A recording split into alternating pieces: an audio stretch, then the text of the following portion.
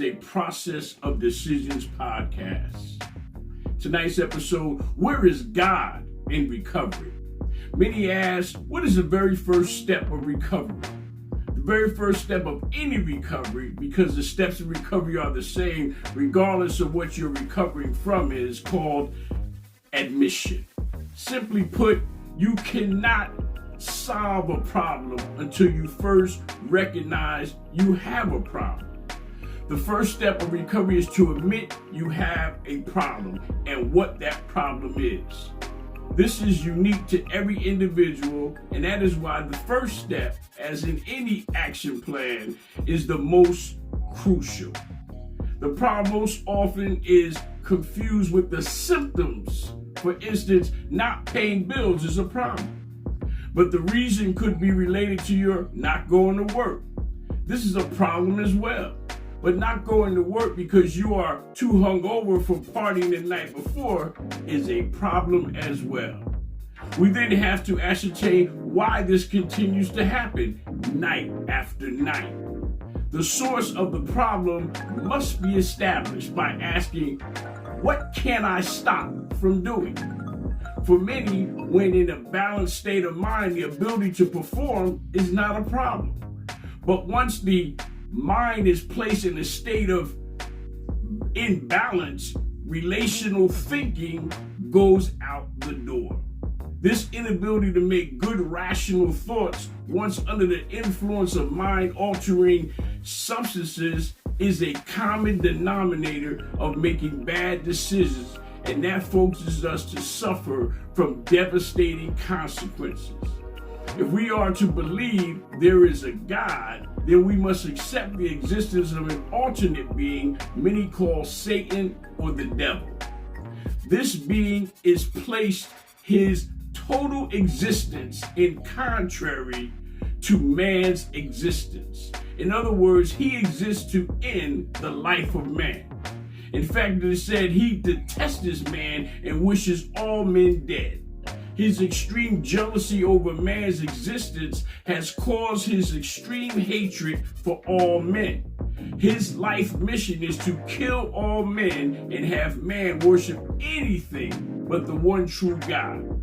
In order to follow his mission, he needs to deceive man and have man worship all things except God. By worshiping anything but the one true God, man assures his early premature death. This being, or Satan, uses his ability to lie. In fact, he is the father of the lie, since the lie is opposite the truth. Satan positions himself opposite God. Since God is truth and light, Satan represents the lie and darkness. In order to carry out his mission, he cannot force man to do anything. He must convince man to decide to follow him instead of God. To this end, he uses man's desires to trick him into following anything but the one true God. He is said to be the great whisperer, for he cannot force man to do anything, but he suggests or whispers in the ear of man. He plays on man's desires and presents choices that invoke bad decisions which yield severe consequences. He is the great deceiver, a liar opposite to God, who is truth. Any divergence from God is a lie.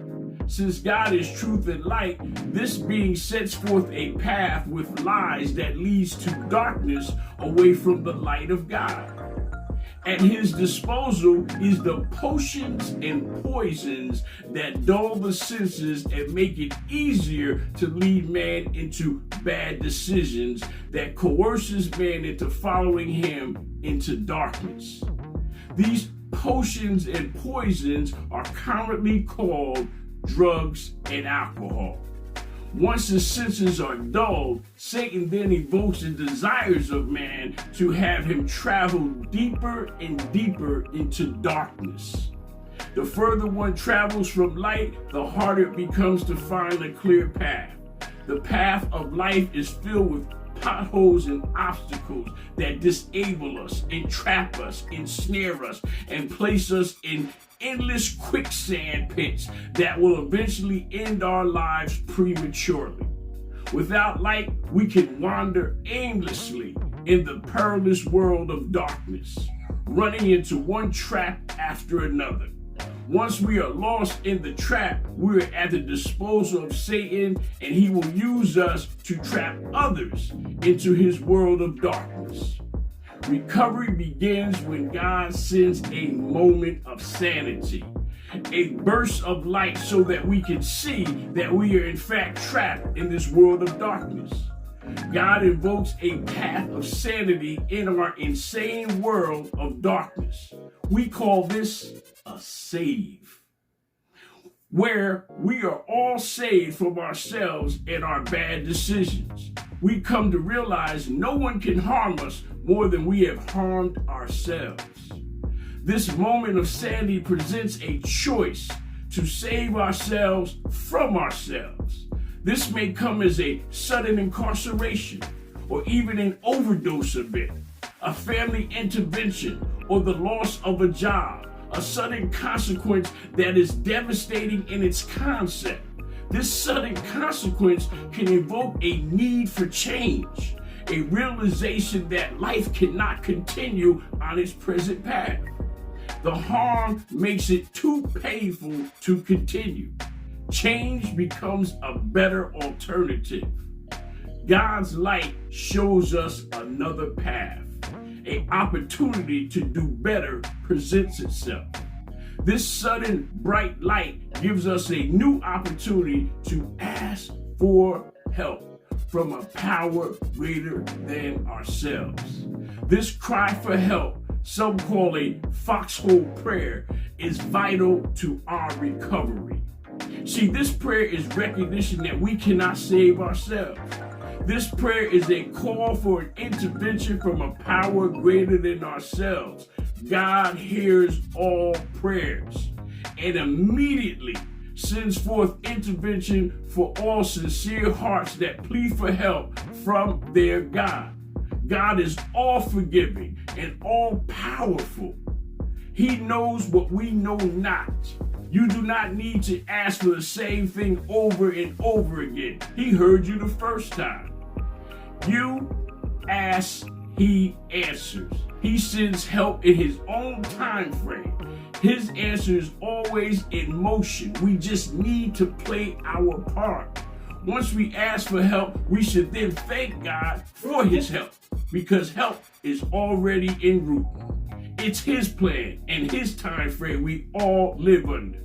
Recovery is a process. In fact, it is a process of decisions. With this, the first step of recovery is to recognize we have a problem, followed by asking a power greater than ourselves for help from this lie-filled, dark world we find ourselves in. We must then play our part and allow God to do what God does. Our recovery is dependent on us following instructions.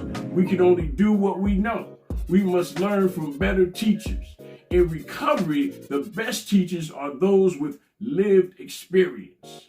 Those who have walked the walk and now are willing to talk the talk. Anyone can learn from their own mistakes, but it takes a wise man or gal to learn from somebody else's. See, if you are in need of recovery from anything, I invite all recovery-minded individuals who are willing to participate in their own recovery to research. Be mindful. Only you can fix you. So if you know the fix is in you, then go to transnetrecover.com and join the success-driven Jumpstart Heads Treatment Program now. Thank you. And this has been another episode of Recovery is a Process of Decisions podcast.